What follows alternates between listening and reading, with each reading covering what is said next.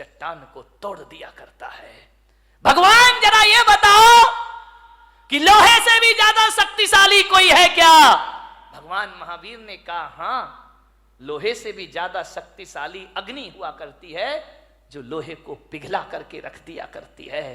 तो भगवान जरा इतना और बता दो कि अग्नि से ज्यादा शक्तिशाली इस धरती पर कोई है? तो महावीर ने कहा धरती अग्नि से ज्यादा शक्तिशाली पानी हुआ करता है, जो आग को बुझा के रख दिया करता है। तो भगवान फिर इतना और बता दो, पानी से ज्यादा शक्तिशाली कौन होता है इस धरती पर?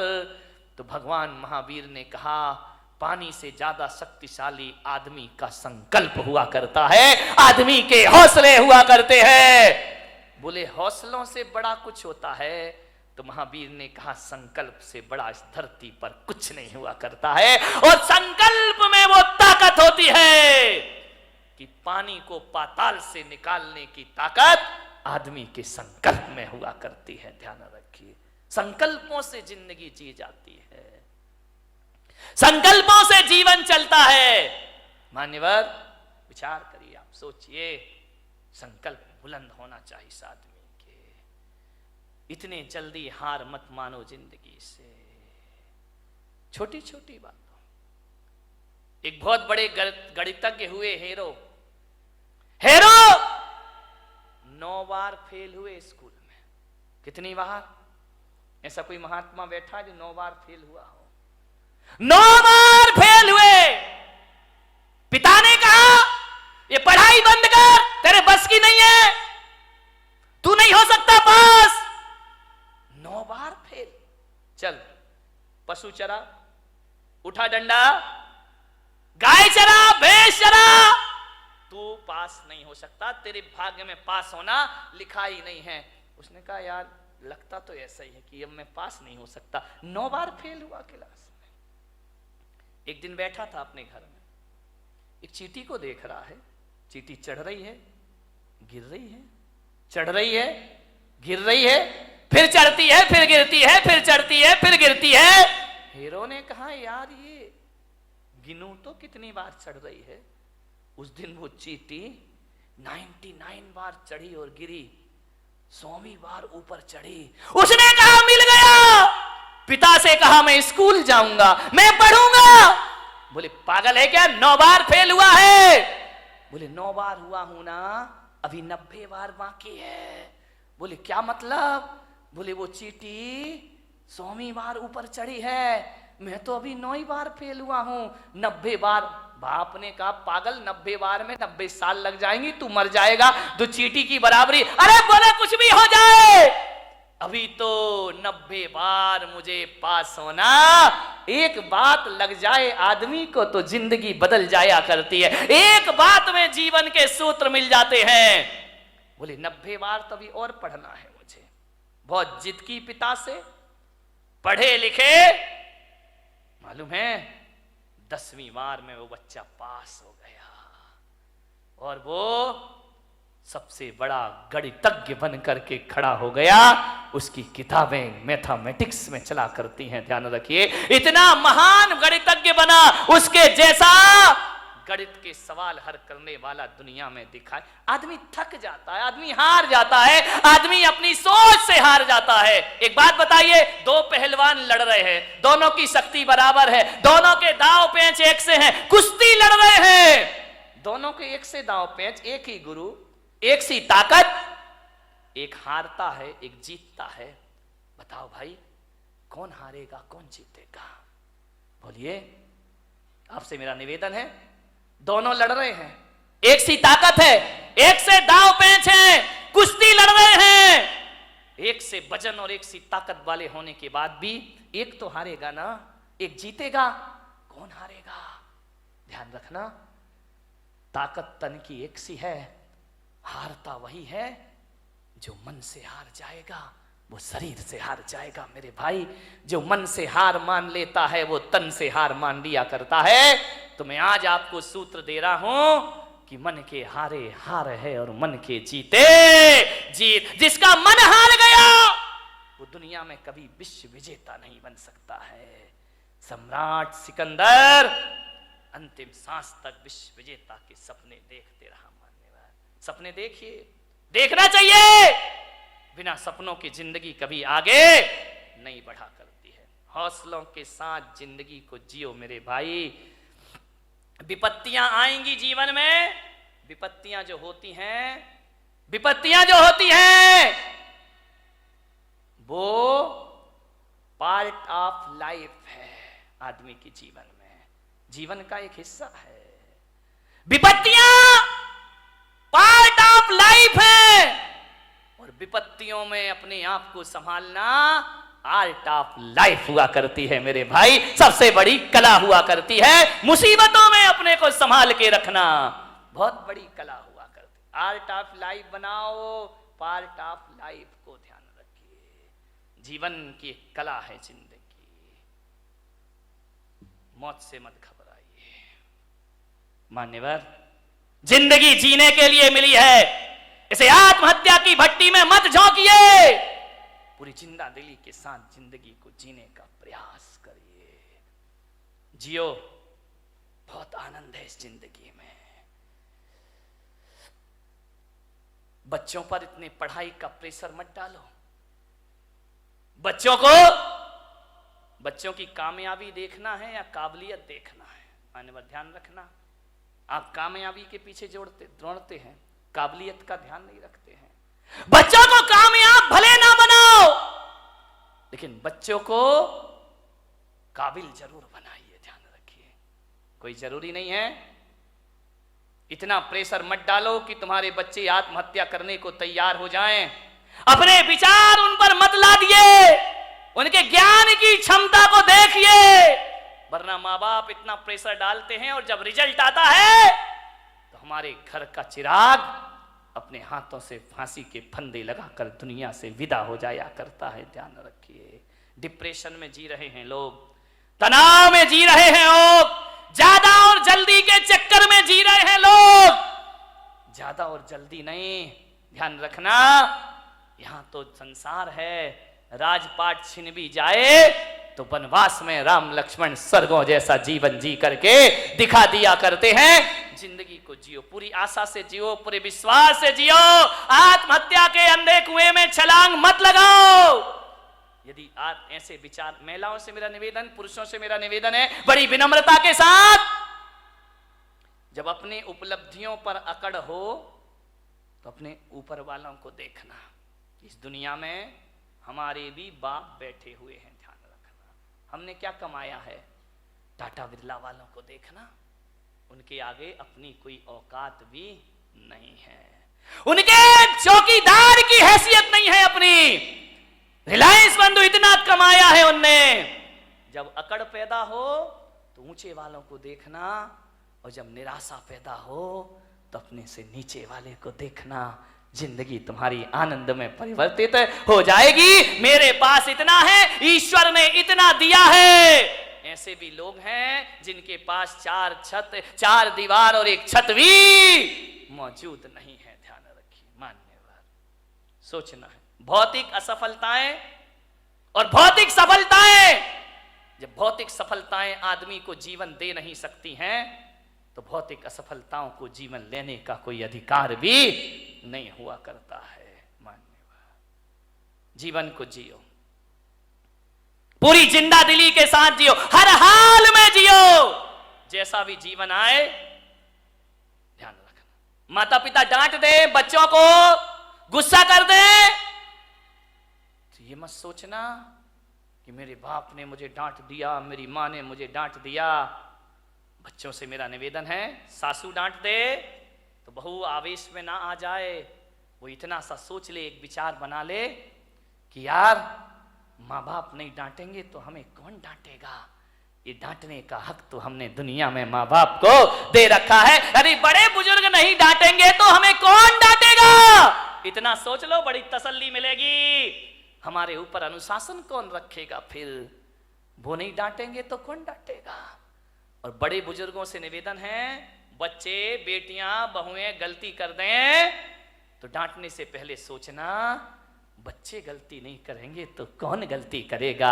आपका घर सुखी बन जाए। बच्चों से ही तो गलतियां होती है, बहू से ही तो गलतियां, अरे आई है, बच्ची है, ससुराल से आई है, हो गई गलती, उसके लिए इतना तमाशा खड़ा करने की क्या जरूरत है। जीवन को सुखी बनाने की छोटी छोटी सी बातें हैं, ये आपकी जिंदगी को बदल के रख देंगे, पलट के रख देंगे। गलतियां तो बच्चों से ही होती हैं। बड़े सोच लें बच्चे तो गलती करेंगे ही करेंगे, और बच्चे सोच लें माँ बाप तो डांटेंगे ही डांटेंगे। जिंदगी को समझना, आराम से जियो। जिंदगी जीना एक कला है मेरे भाई, इस कला को थोड़ा सा सीखिए। ये जिंदगी बोझ भी होती है और जिंदगी वरदान भी हुआ करती है मेरे भाई। कांटों पे नजर होगी तो दुनिया में कांटे ही कांटे हैं, फूलों पे नजर होगी तो दुनिया में फूल ही फूल हुआ करते हैं। मान्यवर निवेदन है आपसे, पूरी जिंदगी को हौसले से जीने का प्रयास, हर हाल में जियो। एक साधु थे, अपनी बात समाप्त करता हूं। कुटिया में बैठे हुए थे और अचानक कोई एक गाय लेकर आया कि संत जी गौदान देता हूं, आज से ये गाय आपके आश्रम में रहेगी। संत ने कहा मजा आ गया, ये गाय मेरे आश्रम में रहेगी। बोले चेले चपाटी थे, बड़े खुश हुए, गाय आ गई, गाय आ गई, कल से दूध पिएंगे, दही बनेगा, छाछ मिलेगा, मावा मिलेगा। बहुत खुश हुए। संत ने गाय की बड़ी सेवा की, बड़े अच्छे से रखा, घास खिलाई, पानी पिलाया, बड़ी मस्ती संत की। 3 दिन बाद पता चला कोई गाय उठा के ले गया। संत ने कहा मजा आ गया। अरे चेलों ने कहा बाबा जी पागल हो गए क्या, गाय आई थी तब तो मजा आया था, ये चली गई तो अब गाय का। अरे बोले बड़ा मजा आ गया, बड़ी जिंदगी आनंदमय हो गई। अरे बोले संत जी पागल, दिमाग खराब तो। अरे बेटा नाचो, गाय गई, गाय गई। अरे बोले अब दूध कहां मिलेगा, मावा कहां मिलेगा, छाछ कहां मिलेगा। संत ने कहा एक तरफ गया वो दूध और मावा, अरे गाय गई तो गोबर उठाने की झंझट भी हमारे पास से चली गई। अब कहां की घास, मस्त रहो, भगवान का भजन करो। ध्यान रखिए, ऐसी जिंदगी जियो, राजी हैं हम उसी में जिसमें तेरी रजा है। यहां यूं भी वाह वाह है, यहां त्यों भी वाह वाह, हर समय वाह वाह है। ध्यान रखिए, मिल जाए तो कोई बात नहीं है, चला गया तो आनंद में जियो ना। लेकिन तुम्हारी जिंदगी निराशाओं में जाती है। एक गुलाब का पौधा ये सोचता है कि मैं नारियल के पेड़ की तरह बड़ा हो जाऊं। अब बाजू में लगा है, अब वो सोचे मुझे नारियल का पेड़ बना दे, नारियल का पेड़। अब गुलाब का पौधा कैसे पेड़ बन जाएगा। पेड़ इसलिए दुखी है कि वो सोचता है यार गुलाब जैसे फूल मुझ में आ जाएं, गुलाब जैसे फूल। जिंदगी दुखी हो जाएगी। एक जगह मैंने देखा, अरे गुलाब का पेड़ अपनी पौधा अपनी मस्ती में झूम रहा है, नारियल का पेड़ अपनी मस्ती में झूम रहा है। मैंने एक साधु से पूछा बताओ ये अपनी मस्ती में क्यों है, ये इतने आनंदित क्यों है। बोले इसलिए आनंदित है कि नारियल का पेड़ कभी नहीं सोचता कि मुझ में फूल लग जाएं, और गुलाब कभी नहीं सोचता कि मैं इतना ऊंचा हो जाऊं। इसकी अपनी मस्ती होती है और उसकी अपनी मस्ती में रहो। अरे मेरे भाई, पूनम की रात का जो सौंदर्य है ना, कभी कभी अमावस भी बड़ी सुंदर लगा करती है मेरे भाई। यदि अमावस की रात ना होगी तो पूनम का सौंदर्य कौन जान पाएगा। यदि जीवन में दुख नहीं होंगे तो सुख का स्वाद। एक बात बताओ, यदि इस जिंदगी में सुखी सुख होता, दुख नहीं होता, तो क्या करते आप बताइए। सबको सुख, सब सुखी सुख। अब कोई बोले ये छोटी उंगली, ये बड़ी उंगली, ये बीच की, अरे भाई क्या दिक्कत है। अब ये एक बात बताइए, यदि 5 उंगली भगवान एक सी बना देता तो क्या करते आप। कल्पना करो, कभी सोचते हो ये 5 उंगली एक सी हो जाती तो ना लिखने का आनंद ले पाते, ना खाने का आनंद ले पाते, सामान उठाते नहीं बनता।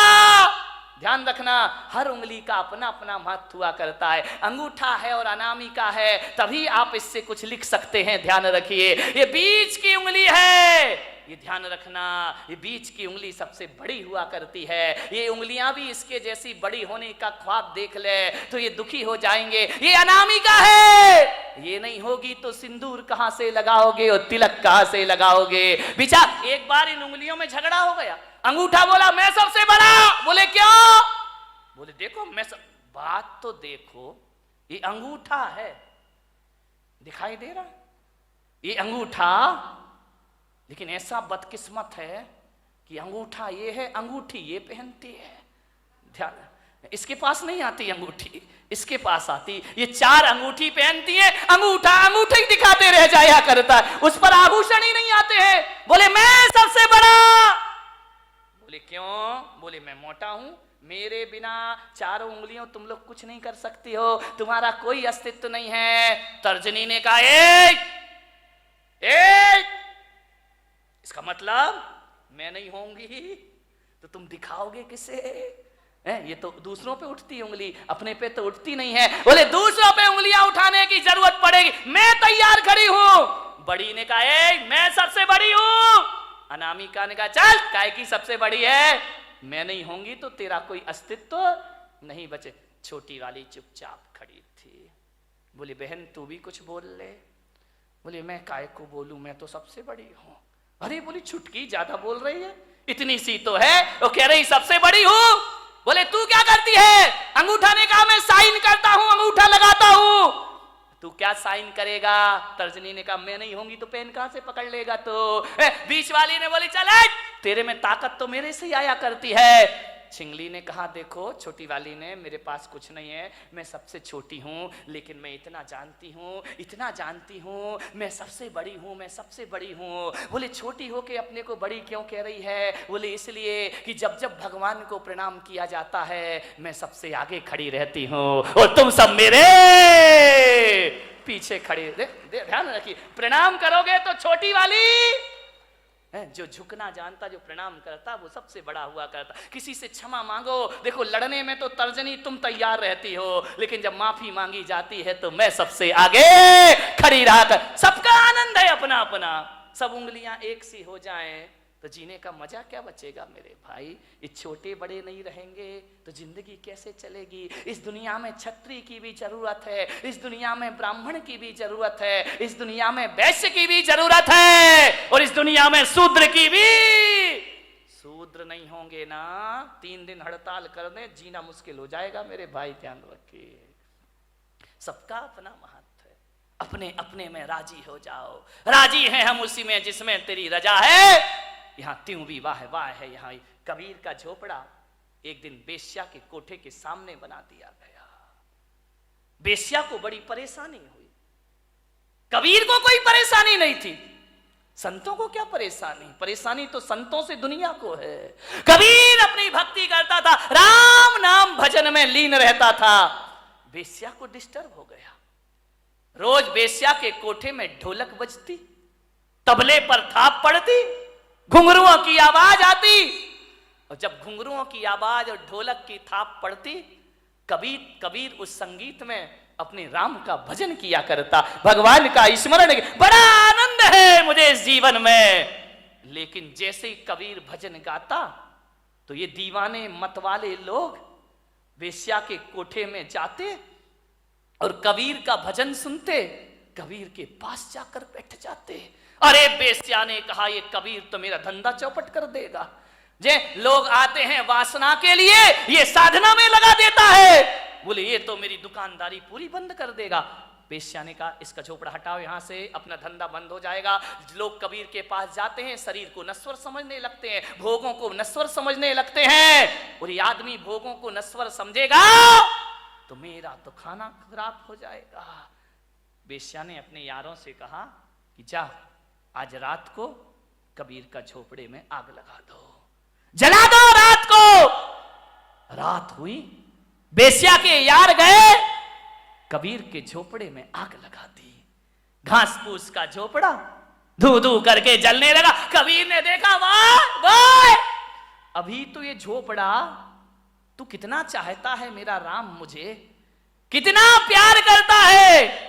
क्योंकि जब ये झोपड़ा था ना तब तुझे दिक्कत होती थी मुझे देखने में, अब झोपड़ा हटा दिया, आओ अपन सामने से दीदार करेंगे। बीच की दीवार खत्म हो गई, मजा आ गया, हरि भजन करने लगा, जल गया झोपड़ा। बोले लोग हवन यज्ञ करते हैं तो आहुतियां डालते हैं, वारे मेरे राम जी तुमने तो मेरा झोपड़ा ही आहुति में डाल दिया, मजा आ गया। अब खुल के आकाश को देखेंगे, चांद सितारों का सौंदर्य देखेंगे। बहुत खुश हुआ कबीर। बात बदल गई। किस्मत को बदलने में ज्यादा ध्यान रखना। 100 साल में किस्मत जरूर बदलती है, ध्यान रखना। ऐसा कोई नहीं जिसकी किस्मत ना बदलती हो, जरूर बदलेगी किस्मत। आज है कल नहीं रहेगा, आज कुछ नहीं है कल सब कुछ होगा, ध्यान रखिए। हवा का एक झोंका आया और कबीर के झोपड़े की आग बेश्या के कोठे तक पहुंच गई। और उस आग ने पर्दे जलाना शुरू कर दिए। पर्दे जल रहे हैं, साजबाज जलने लगे, ढोलक फट गई, हारमोनियम जल गया। बेश्या उठी, ये क्या हो गया? मेरे कोठे में आग लग गई, मेरी जिंदगी भर की कमाई सब मिट्टी में मिल गई। बहुत परेशान हुई बेश्या, कोई बुझाने वाला नहीं। उस रात को उसके कोठे की आग, सवेरे तक कोठा जल जल के धुआं हो गया। दौड़ी दौड़ी गई कबीर के पास। कबीर कबीर कबीर। कबीर तो भगवान की राम धुन में लगे हुए हैं। अरे कबीर उठो, देखो ये क्या हो गया है। कबीर भगवान के भजन में ले, वाह मेरा हरि, मेरा परमात्मा, मेरे राम, बड़ी कृपा है, बड़ी मेहरबानी है तुम्हारी।